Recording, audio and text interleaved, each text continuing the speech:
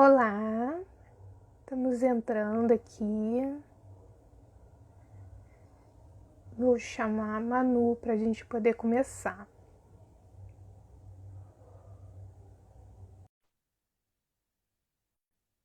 Convidei aqui a Manu, vamos esperar rapidinho ela entrar para a gente poder começar. Vocês podem me falar se estão ouvindo o meu áudio, tudo bem? Minha Oi, câmera. Manu, Oi, tudo bem? Você está me ouvindo bem? tô Certo. perfeitamente. Eu vou começar só dando algumas informações e aí a gente começa o nosso bate-papo, tá bom? Essa live é para divulgar a nossa oficina, o nome é Oficina de Acessibilidade. Vai acontecer nos dois próximos sábados, no dia 7 e dia 14 de maio. E hoje, durante essa live, a gente vai fazer uma promoção. Então, para quem quiser, o valor vai estar R$ 30, promocional, com um tempo limitado. E a gente também está tendo um sorteio, que quando terminar essa live, a gente vai fazer o sorteio e vai colocar para todo mundo. E aí agora a gente vai falar um pouquinho sobre a live. A Manu vai se apresentar no nosso canal. Iniciando que aqui é um canal de Libras, mas a gente também fala sobre acessibilidade de forma geral. Então, Manu, fala um pouquinho sobre sua trajetória. Oi, boa noite, gente. Meu nome é Manuela. Eu sou a proprietária do perfil Manu_Prof. E eu sou professora, trabalho na rede pública aqui do Distrito Federal, aqui em Brasília. Eu me formei como pedagoga. É a profissão do meu coração, é meu amor todinho. É o que eu amo fazer, eu amo trabalhar com crianças. Também me descobri na alfabetização de jovens e adultos, que também é uma área muito bonita, muito enriquecedora.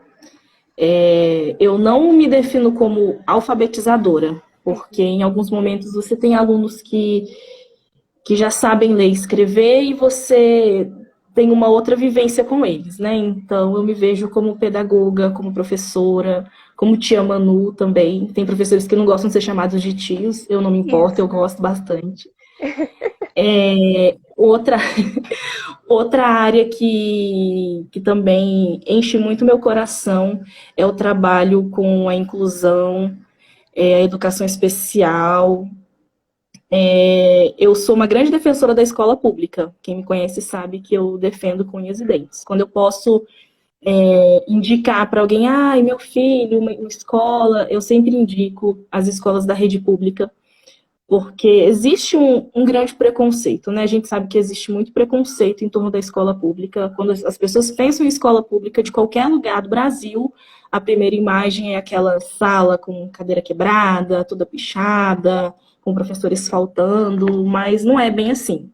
É uma realidade em muitas escolas, mas não são todas assim. Dentro da escola pública você encontra excelentes profissionais, você encontra excelentes projetos, você encontra tudo que o aluno precisa e tem que estar lá. E quando não está, não basta só a gente ficar reclamando, falando mal um para o outro. É importante que a gente divulgue, que a gente reclame, que a gente participe, né? Porque a escola pública ela não é formada só pelo professor, pelo diretor, pelo aluno, ela é formada por toda a comunidade.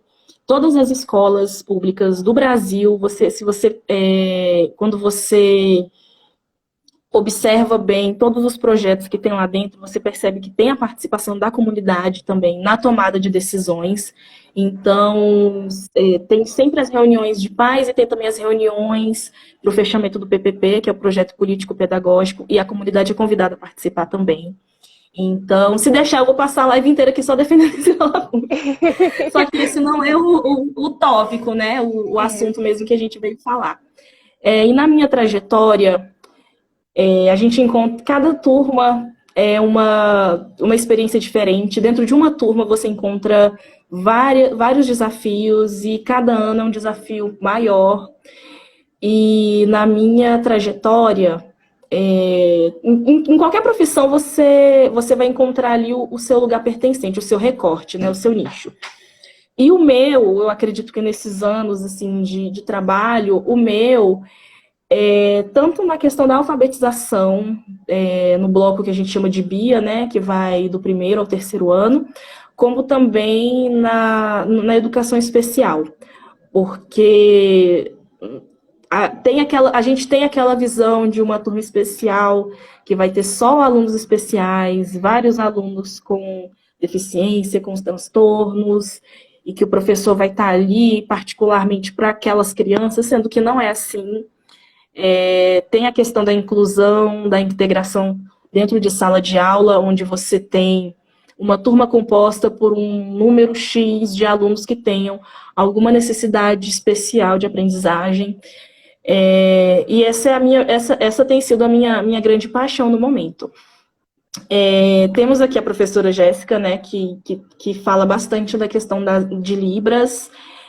Eu não tenho tanta propriedade em Libras, mas minha experiência é variada mais com alunos que têm alguma necessidade especial, que tenham transtornos. Existem vários tipos de transtornos, né, de aprendizagem, transtornos que vão afetar a vida escolar da criança, vão afetar a vida dele mais na frente, mas principalmente durante a infância, que é quando ele está se moldando, ele está descobrindo o mundo, ele está se descobrindo, né? Então, você vê um adulto com TDAH, é bem diferente de uma criança com TDAH. A criança vai manifestar muito mais sintomas, ela vai manifestar muito mais detalhes do que um adulto. O adulto ele tem uma facilidade maior de se policiar, de estar num ambiente, saber que ele não pode simplesmente levantar, andar de um lado para o outro, não obedecer as normas de convivência naquele lugar. Já a criança não, ela já tem uma dificuldade maior de se controlar, de se conter. Mesmo a criança que não tenha transtorno, né, ela vai... Uma criança saudável, uma criança padronizada, né, vai querer levantar, brincar, pular, se comportar assim, de maneira... Ai, cansei disso aqui, vou levantar, vou brincar, vou fazer outra coisa. Imagine a criança que já tem ali uma questão de muita atividade, de uma hiperatividade, né? E todas elas são crianças, todas elas são saudáveis, você não pode... Uma coisa que a gente faz muito e não é legal é separar as crianças entre, essa criança tem esse problema, essa criança tem essa deficiência e essa outra criança é saudável. Não. Saúde não está relacionado a isso. A criança autista, ela não é uma criança não saudável. Isso não define a saúde dessa criança. A criança com síndrome de Down, ela não é uma criança não saudável, né? Você não pode definir dessa forma. Saúde vai muito além disso. Saúde tem a ver com a alimentação, com o sono de qualidade, com o ambiente de qualidade também. O lugar onde você mora, as coisas que você vivencia também afetam a sua saúde. Então, nada disso, a gente tem esse costume e, na maioria das vezes, não é por maldade, né? É mais um hábito que a gente tem e a gente fala, nem percebe, né? Meu filho nasceu perfeito, meu filho nasceu saudável. Nada a ver, né? Não são esses quesitos que realmente importam. Sim, isso a gente chama de barreiras atitudinais, né? Que a gente aprende com a sociedade e a gente vai reproduzindo. Aí vem a ideia de preconceitos, tudo aquilo enraizado, e aí cria essa ideia de barreira. Muitas escolas não têm muitas crianças com deficiência, e a escola pública ela tem esse diferencial, porque ela é obrigada a receber todos os alunos. Não que a escola particular não seja, ela é por lei, mas eles acabam dando desculpas, sabe? E aí a pessoa acaba ficando cansada de procurar entrar em contato, né? Ter que ver advogado, isso tudo, e aí acaba indo para outro espaço. Então, o que acontece? Nós crescemos, viramos adultos, eu até me coloco nisso, e a gente nunca teve contato com uma pessoa com deficiência. A gente se depara e aí vem todos aqueles estereótipos que a gente aprende desde pequenininho. Realmente é muito ruim. Eu vou falar para todos que estão aqui online, se quiserem fazer perguntas, vocês podem escrever aqui no chat. Qualquer coisa, se vocês quiserem interagir, podem mandar a live para outras pessoas. E lembrando que a gente está com uma promoção, que a oficina está por R$30 e é 2 sábados. E também a gente vai disponibilizar para quem não puder ficar os 2 sábados na aula, a gravação. Manu, fala um pouquinho do seu dia, que é o segundo sábado. O que, assim, a gente já percebeu que você vai trazer essa vivência da escola, e então fala um pouquinho pra gente. Então, a gente tem as leis, a gente tem tudo bonitinho no papel, como você mesma falou, né? Existem leis que falam as escolas devem receber os alunos com deficiência, os alunos com algum tipo de transtorno, mas na prática a gente não vê isso acontecendo muito bem, e mesmo onde acontece, mesmo onde eles recebem, mas a gente não vê essa inclusão, né, como deveria ser. Então, e tem professores que às vezes passam anos e anos dentro de sala de aula, têm anos de experiência, mas não tem experiência com tudo, porque não é você que escolhe, você não vê ali todos os alunos da escola, eu vou escolher esse para minha turma. Não. Você recebe a turma como é. E muitas das vezes um professor pode passar 5, 10, 15, 20 anos em sala de aula e nunca ter encontrado uma criança com alguma deficiência. Então, no dia que isso acontece, o professor pensa, ai meu Deus do céu, o que eu faço? Como que eu trabalho? Eu já li no papel, mas como é que vai ser na prática, na sala de aula? Como que eu faço esse aluno se sentir incluso dentro da minha aula? Como que eu lido com as questões com os outros alunos também? Então, assim, a parte prática de sala de aula, de atividades que você pode fazer, maneiras de intermediar algumas coisas, porque assim, essas crianças todas, elas vão trazer sua bagagem de casa. Se elas não têm um convívio, quando entram na sala de aula, elas vão demonstrar algum tipo de estranheza. Elas vão perguntar, elas vão falar alguma coisa, trazer algo que elas ouviram de dentro de casa, e aí é aquele momento que o professor vê que o aluno deu nó em pingo d'água e ele fica sem saber o que responder, né? Ele fica, ai meu Deus, o que eu falo agora? E para não cair naqueles clichês, naquelas falas que ele acha que intermediou, remediou alguma coisa ali, mas na verdade ele não passou nenhuma informação, somos todos iguais, somos todos perfeitos, somos todos especiais, aquelas falas que a gente pensa que mudou alguma coisa ali, mas não trouxe realmente alguma informação, alguma coisa que possa mudar a cabeça daquela criança, ou simplesmente fazer com que aquele aluno não se sinta excluído, mesmo incluído dentro daquela sala de aula. Então, além dessas práticas, dessas questões, adaptações que a gente faz dentro da sala de aula, porque existem situações onde pequenas mudanças dentro da sua sala já vão te ajudar a melhorar a sua aula. Por exemplo, uma criança com déficit de atenção, se você coloca ela muito perto da janela ou muito perto da porta, o movimento de pessoas passando aquilo ali já é suficiente para distrair o aluno. Se ele ficar muito no fundo da sala, vai ter mais crianças ali, ele vai estar um pouco mais longe do seu campo de visão, e alguns momentos que você distrai, o aluno já saiu ali do foco, já começa a se distrair, brincar. O excesso de recursos visuais dentro da sala também. Às vezes a gente acha que uma sala bem colorida, com banner na parede, números e toda aquela coisinha bem bonitinha, traz uma beleza para a sala de aula, uma variação, ajuda, né? São ótimos recursos. Mas aquilo dali também pode atrapalhar você, porque vai distrair muito a criança, ela vai querer brincar, levantar, pegar, mexer, e não é para fazer aquilo no momento. Então, assim, tem coisas que a gente, às vezes, pensa que vão ajudar, e, na verdade, acabam atrapalhando, né? Então, assim, práticas de sala de aula, coisas que você faz ali e vê que dá certo, coisas que você fez uma vez e não deu certo, você já pode cortar. Pode ser que funcione com um aluno e não funcione com outro, porque, por exemplo, eu estou falando muito do TDAH, mas é porque é o que aparece mais, é um dos mais comuns que aparece dentro de sala de aula. TDAH é o transtorno do déficit de atenção e hiperatividade. Uma criança pode ter o déficit de atenção e a hiperatividade. Ou ela pode ter só o déficit ou só a hiperatividade. Então, assim, varia bastante. Então, se você tem uma criança ali que presta atenção em você, mas se distrai muito, ou que brinca bastante, é muito hiperativo, mas você consegue pegar mais a atenção dele, então vai variar bastante de aluno para aluno. Num ano, você vai ter um aluno ali que você vai ter mais facilidade de captar a atenção dele. No outro ano já vai ser diferente. Então, cada um deles vai ter um perfil diferenciado. E você vai, por mais que outras pessoas te ensinem, você ali na prática, você vai ver o que vai funcionar melhor com o seu aluno. Então, é bom você estar ali munido das opções, dos recursos, do que pode ser feito, do que é mais indicado.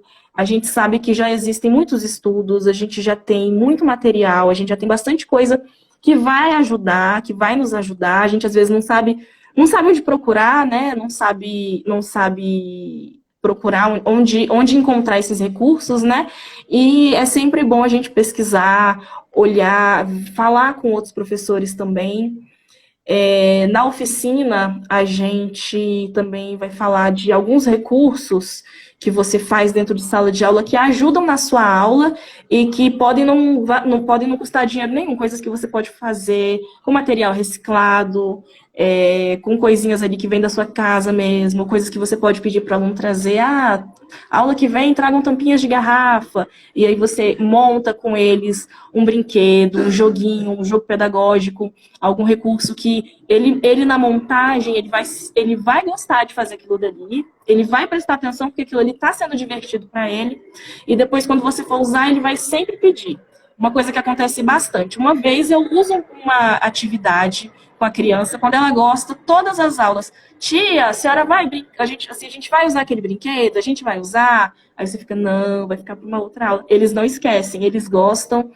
Eles sabem que estão aprendendo, mas eles estão se divertindo tanto que eles não veem aquilo como uma coisa chata, como uma tarefa, aquela coisa amassante, repetitiva. Eles mesmos vão pedir.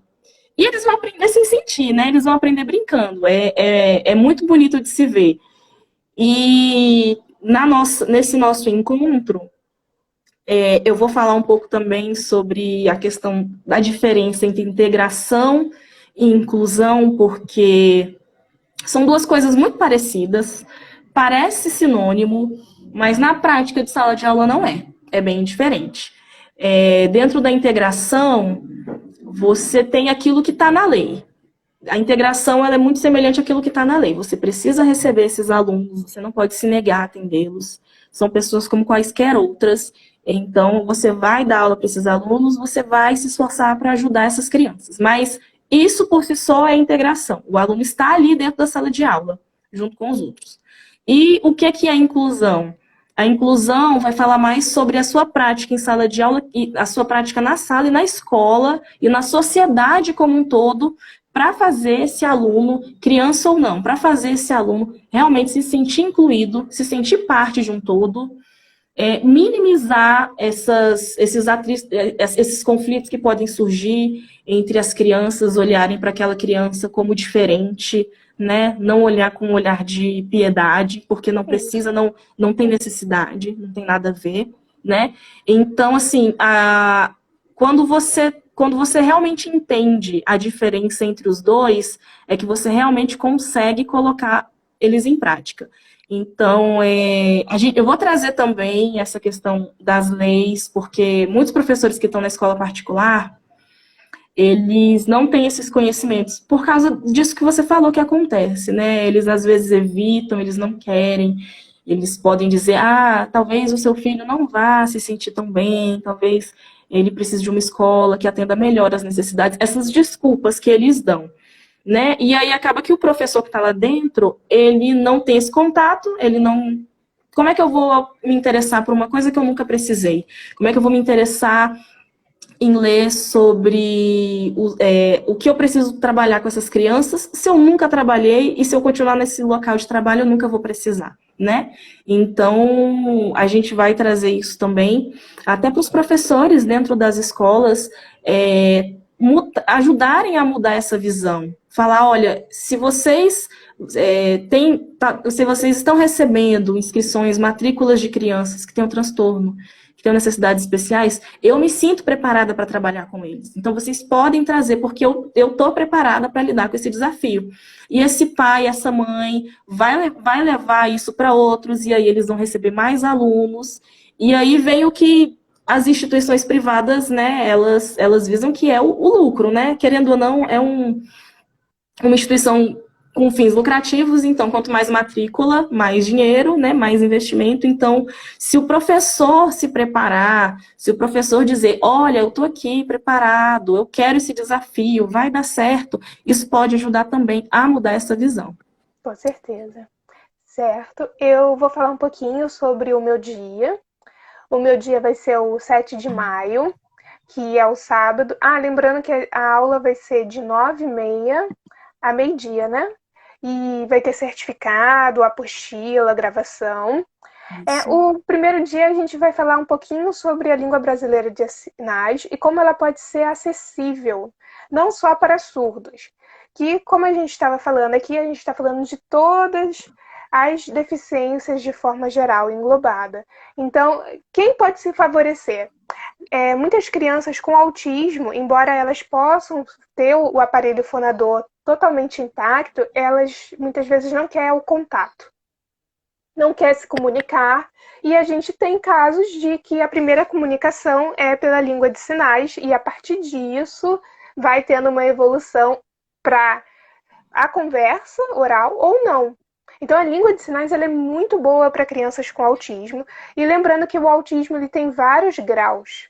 Então, a gente tem desde o muito severo a um autismo leve. Então, a gente tem que ver que o que serve para uma criança não vai servir para outros. E também adultos, que também, como a gente falou, depende do grau. Então, a gente vê muito, por exemplo, autismo utilizando língua de sinais. A gente tem os surdos e a gente tem os surdos cegos. Os surdos cegos agora está muito em alta. A gente está vendo uma difusão essa comunidade, né, que é a surdo-cegueira no Brasil, e ela está se disseminando por quê? A surdo-cegueira é uma condição única e é uma condição que ela se desenvolve muitas vezes tardiamente. Então a pessoa começa a perder a audição com 16, 17 e depois começa a perder a visão com os 30. Então isso é uma coisa que está sendo afetada hoje em dia. Está sendo assim mais visualizada. E aí a gente usa a Libra Estátil. Uma coisa muito legal da gente falar sobre a língua de sinais é que as pessoas confundem. Elas colocam como linguagem. E isso é em todos os lugares. Uma coisa que eu faço de vez em quando. Tudo a gente bem. Confunde mesmo. Mas, por exemplo, há pouco tempo eu vi na CNN ela mostrando, falando numa reportagem que era linguagem de sinais. E isso é muito ruim para uma comunidade surda. Por quê? Eles estão lutando pela língua. Existe uma lei que oficializou a língua brasileira de sinais, que tem pouquíssimos anos, ela é de 2002. E isso, quando você bota uma língua como linguagem, você está diminuindo aquele grupo. É como se você estivesse falando assim, aquilo ali é só uma linguagem. O que é linguagem? É a comunicação de animais, é a comunicação de desenho, é uma comunicação, pode ser visual, pode ser de sons, mas não é uma língua. Língua é uma ideia de poder do ser humano. A gente se diferencia quando fala uma língua. Então, aí eu vou falar um pouquinho sobre as barreiras, como a gente pode solucionar essas barreiras na comunidade surda. E também eu quero apresentar para as pessoas que nunca tiveram contato, ou que tiveram, a gente faz uma dinâmica só para se divertir, conhecer o alfabeto, os números e alguns cumprimentos, como boa noite, ó, que a gente está aqui, a gente já vê um boa noite. Isso tudo, a gente vai ter algumas dinâmicas, vou mostrar alguns vídeos e falando sobre a importância da Libras. A Libras, ela hoje em dia todo mundo está vendo mais, está em alta, por ser uma determinação jurídica. Não é que apareceu do nada, é uma língua antiga, é uma língua que originou da França. O INES, Instituto Nacional de Educação de Surdos, foi criado por Pedro II. Então, desde a época do Império, passou a República, e só agora a gente tem essa lei institucionalizada. Só que todas as leis demoram. São 10 anos para entrar em cumprimento. Então, a partir de 2020, essa lei ela esgotou aquele período de experimentação. Então, agora todos os lugares precisam ter um intérprete de Libras e receber as pessoas surdas. E aí a gente tem muitas polêmicas, por exemplo. Ah, tem um intérprete, mas a comunidade surda não foi naquele espaço. Ouço muito isso. Mas é porque você tem que divulgar, você tem que mostrar. Não é para ser uma coisa escondida. Ou então tem um intérprete, mas o surdo chegou na recepção e ninguém sabe se comunicar, não sabe falar um bom dia, uma boa tarde. Você está se afastando. Então eu tenho muita experiência em espaços culturais e também tenho alguma experiência com ensinando aula, de sala de aula pouca, mas eu tenho. E aí eu e a Manu, a gente vai trazer esse contrabalancear, porque ela está num espaço que é totalmente formal de ensino, e eu estou num espaço que eles dizem que é informal de ensino, que é a cultura, que é os museus, que é onde o professor vai chegar com a turma super agitada para conhecer uma exposição, para ter uma atividade. E eu, geralmente um grupo de outras pessoas, a gente vai ter que pensar assim, como a gente vai fazer essa atividade para todas essas crianças, para elas saírem satisfeitas e, ao mesmo tempo, pensando que a gente tem que também pensar na parte de acessibilidade. Uma exposição de quadro pode ser muito chato para crianças. E a acessibilidade é isso. A gente trazer uma acessibilidade desses quadros também para não ser tão chato para elas, uma linguagem diferente, uma contação de história. E assim, é o que eu estava conversando com a Manu há um tempo, antes da gente entrar, é que a gente sempre pensa muito no que pode dar errado. Todo professor ou todo educador, antes de chegar, fica um pouquinho nervoso pensando, pode dar errado isso, isso, isso e aquilo. E tem um planejamento. Todos nós fazemos um planinho de aula, um planejamento de atividade. E muitas vezes as coisas não saem exatamente como a gente quer, mas pode ser que tenha um resultado positivo, mas a gente não consegue enxergar, porque a gente está tão focado naquilo e não tem uma flexibilidade. Então a gente quer trazer isso um pouco também para a nossa atividade, nossa oficina. Que existem recursos que podem funcionar, talvez não do jeito que a gente queira naquele momento, porque nós somos humanos, somos imprevisíveis, mas que a gente sabe que pode ajudar. E isso é um recurso de acessibilidade da melhor forma possível. Lembrando que é importante a gente estar aberto, perguntar, conversar, observar que isso tudo ele é uma forma de ter empatia e criar essa acessibilidade, esse diálogo. Então, esses 2 dias de oficina, eles vão ser, eu acredito que muito produtivos. Quem puder, participe. Vai ter material, certificado, tudo. O link vocês encontram na bio do Instagram. É super fácil de acessar. E vocês vão poder fazer perguntas, tirar dúvidas, conversar. Manu, o que você fala para o nosso público da sua motivação de fazer essa oficina comigo? Eu chamei, mas eu tenho, assim, a Manu, ela recebeu esse convite super feliz. E isso é muito legal, porque pensar acessibilidade é muito difícil. Então, ter uma parceria é muito bom. Pois é, quando ela me fez o convite, nossa, eu fiquei muito feliz. Era uma espécie de sonho, de objetivo, um projeto assim, um pouco abstrato que eu já tinha, que eu vinha guardando comigo, ainda não tinha conversado com nenhum outro professor sobre isso. E quando ela veio falar comigo, ela veio com umas ideias iniciais e aí a gente se juntou, né?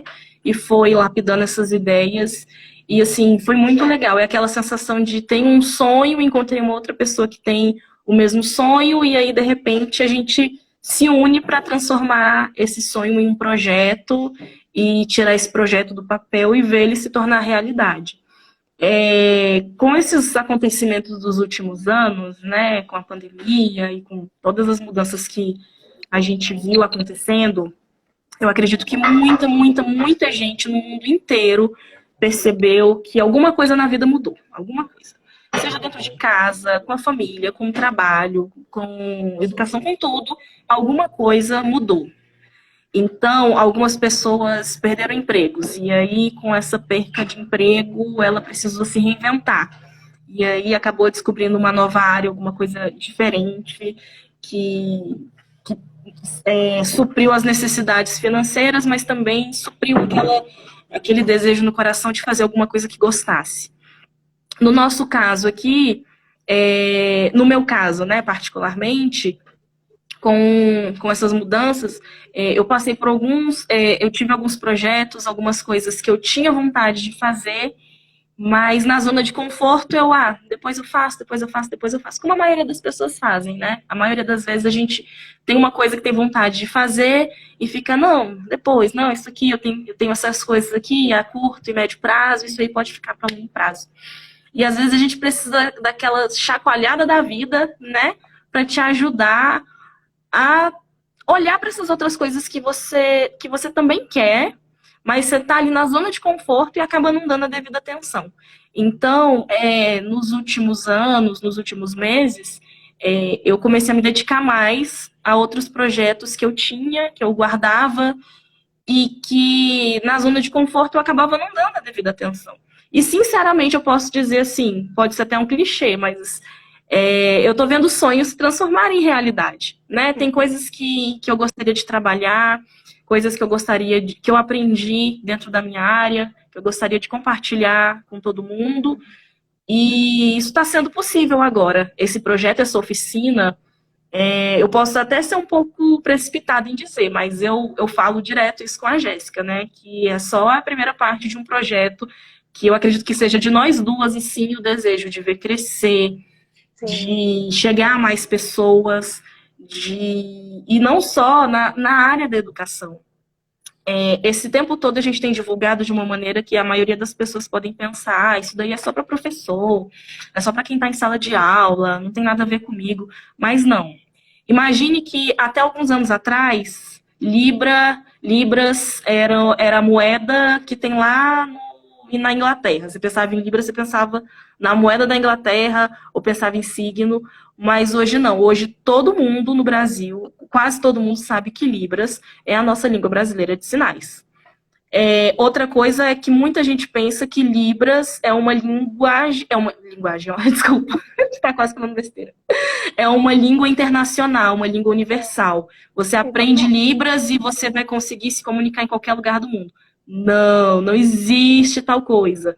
Não existe nenhuma língua que seja universal. Não existe mesmo um gesto que você vai fazer que você vai ser entendido no mundo inteiro. Se você fizer isso aqui, você pensa que todo mundo vai entender que você está com sede, você quer beber água. Se você faz assim, passa a mão na barriga porque você está com fome. Não existe uma língua universal. Para cada lugar tem uma língua diferente. Acho que a Jéssica até já passou por isso, né? De alguém falar com ela, você fala com qualquer pessoa surda no mundo. Não tem nada a ver.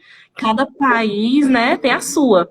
Isso, cada país tem a sua. E é legal falar que os indígenas, eles também têm as suas línguas de sinais. Porque é pouco divulgada, mas eu até coloquei há pouco tempo no meu Instagram uma história em quadrinho em língua indígena de sinais. É bem interessante.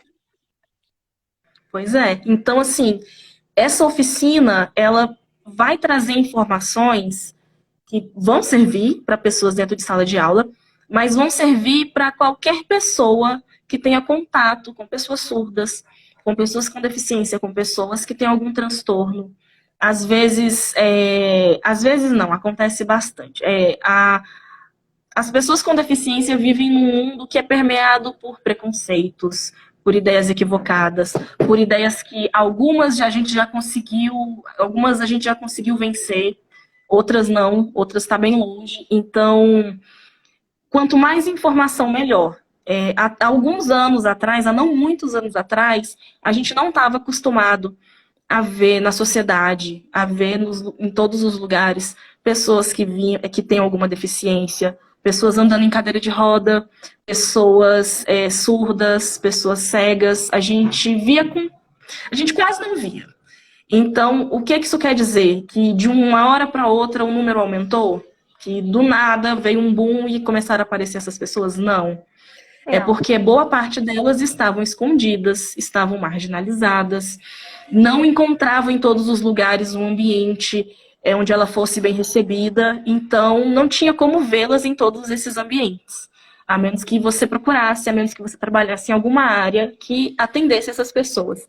Então, quanto mais inclusão, quanto mais acessibilidade a gente vê na nossa sociedade, mais e mais nós vamos ver pessoas surdas, nós vamos ver pessoas fazendo tradução em Libras, seja na televisão, a gente está acostumado ali, na hora que está trocando um programa, vem uma... Ih, eu acho que deu uma travada na Manu. Vamos dar uma esperadinha para ver se volta. Vamos ver.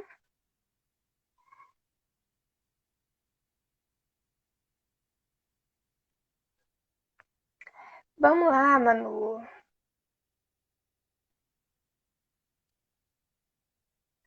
Vamos ver aqui, esperar um pouquinho para ver se ela volta. Certo, a Manu caiu. Vou até esperar para ver se ela quer voltar ou não. Mas o que ela estava falando é que a gente está acostumado a ver as pessoas interpretando língua brasileira de sinais em alguns programas. Principalmente propaganda eleitoral, a troca de. Aqui ela está voltando. Isso, ela vai entrar aqui.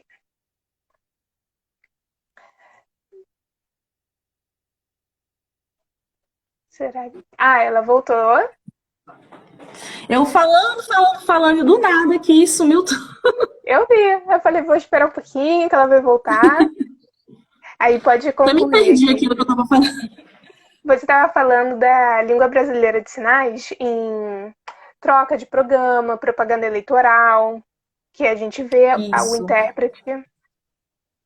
Então, antes a gente via mais essa inclusão em serviços públicos, né? Justamente por quê? Porque nós temos lei que garante essa acessibilidade. Agora, em outros ambientes onde as coisas acontecem assim, até de maneira mais informal, nós não vemos. Mas ultimamente isso tem acontecido mais em apresentações de teatro, né? Em serviços religiosos. A gente já está vendo a língua brasileira, a tradução acontecendo. A gente tem visto cada vez mais uma tradução em braille, né, um cardápio em braille, um cartaz nos comércios, em todos os lugares. Então, a gente não pode fazer isso só porque é obrigação, tá na lei. A gente quer ver todas as pessoas em todos os lugares, porque essas pessoas existem. Se você conhece um número maior de pessoas com deficiência, se você conhece um número menor, isso não muda o fato de que elas existem, elas fazem parte da sociedade. Elas são pessoas como quaisquer outras. Então, elas têm o direito e nós temos o dever de tornar a sociedade mais acessível a elas. Então, participar de oficinas, participar de eventos como esse, participar de tudo que vier falar sobre isso, vai trazer informação, não só para quem precisa dessa informação, para quem trabalha nessa área, vai trazer informação para as pessoas de um modo geral. Vamos supor, eu tenho um sobrinho que é autista, e eu quase não converso com ele, eu quase não vejo, eu não sei como lidar, eu acho que autistas são pessoas agressivas, e ele fica muito quieto no canto dele. A gente vai criando esses estereótipos na nossa cabeça. Já me aconteceu, eu ouvi uma pessoa assim, dando uma aula e falando, que é comum pessoa autista ser agressiva. Na hora que eu escutei aquilo, eu fiquei chocada. Um profissional falar isso, passar esse tipo de informação, faz com que mais pessoas acreditem que aquilo é uma realidade. Então, o que a pessoa pensa? Não, pessoas com deficiência são agressivas, pessoas autistas são naturalmente agressivas. Quando não são. Isso não é uma característica geral. Existem pessoas que não têm nenhuma necessidade especial e são naturalmente agressivas. E nem por isso a gente evita contato com elas, né? São questões de estereótipos mesmo. Então, a gente precisa se munir de informação para quebrar essas fake news, para quebrar essas ideias erradas que a gente vem perpetuando já há tanto tempo, né? E que já está passando da hora da gente se libertar, né? Sim, é verdade. Eu acredito que a gente já está chegando no final. Deixa eu olhar aqui. Você quer pontuar mais alguma coisa? Se as pessoas online acho que eu pontuei quiserem... bastante. Se quiserem Eu fazer rodei algum mais quilômetros que comentário. você.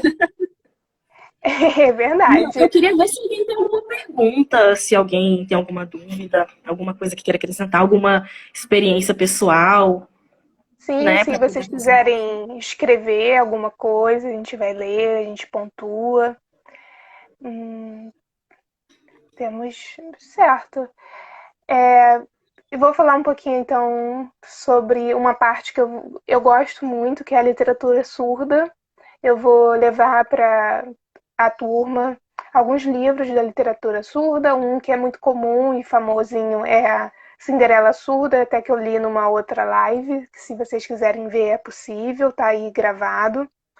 E nesse livro a gente vê a escrita em português, a gente vai ver a escrita em língua de sinais, que existe a escrita de língua de sinais. E é muito interessante porque, da mesma forma que nós lemos histórias para as crianças, se você pensar, a criança surda ela não tem esse contato, porque ela não está ouvindo a leitura.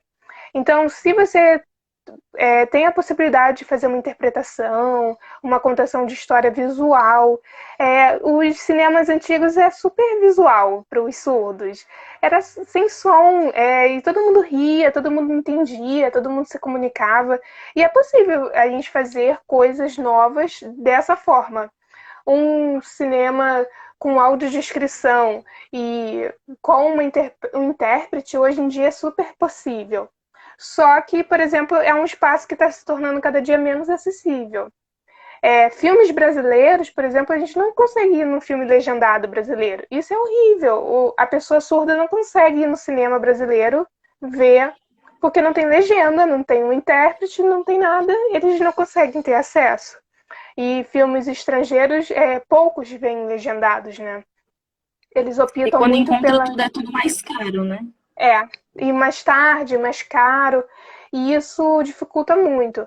Outra coisa muito legal, eu, por exemplo, semana passada fui numa peça que era totalmente acessível. Ela era acessível para crianças com autismo, acessível com audiodescrição e acessível para Libras. Tinha um intérprete de Libras. Então, logo quando começou a sessão da peça, eles falaram que as laterais, as crianças, quem quisesse, poderia andar pelas laterais e poder correr ali pela lateral era super aceitável, que tinha língua de sinais e poderia pegar o fone com áudio de descrição. E eu achei assim super incrível. E é uma peça, foi super pequenininha. Eu fui porque uma amiga me chamou, eu nem sabia, para você ver como é difícil, né? A gente chegar nos lugares por falta de divulgação, e contato. E tinha criança com autismo no local. E foi super legal, assim. É, eu achei uma das melhores experiências que eu tive aqui há pouco tempo. E barato, era tipo R$ 10 a entrada, não é uma coisa tão difícil. E é isso, é divulgar esses locais, é divulgar essas possibilidades mesmo para as outras pessoas. E você vê que até quem trabalha na área, quem já está acostumado, às vezes não recebe a divulgação, às vezes não recebe aquela informação, né, de alguma coisa, alguma atividade para assistir ou para passar para outras pessoas. Então, assim, falta muita difusão. Até para quem está ali dentro, ainda falta, né? Então, quanto mais a gente se informa, quanto mais pessoas se interessam, porque, assim, boa parte do problema é a falta de interesse. Quando algo é do interesse público, quando todo mundo se interessa, chega em todos os lugares, né? A gente vive essa era globalizada, onde quando uma informação interessante ou não, importante ou não, mas todo mundo quer saber, ela chega em todos os lugares. Então, se todo mundo tiver interesse, vai chegar em todos os lugares, vai chegar a todas as pessoas. Sim. Então, eu acho que é isso. Acho que a gente já está encerrando. Eu agradeço a todos que ficaram, que viram. Essa live vai ficar gravada e também vou colocar no YouTube. Por que eu boto no YouTube? Pessoas cegas, elas têm muita dificuldade de assistir a live no Instagram. Então, eu já coloco no YouTube porque eu sei que lá é mais fácil ter esse acesso. E é isso. Muito obrigada a todos. Obrigada, Manu. Foi ótima noite. Muito obrigada. Eu que agradeço. Eu que Então, agradeço de verdade a oportunidade. tchau para todos. Tchau. Tchau, gente. Boa noite. Boa noite.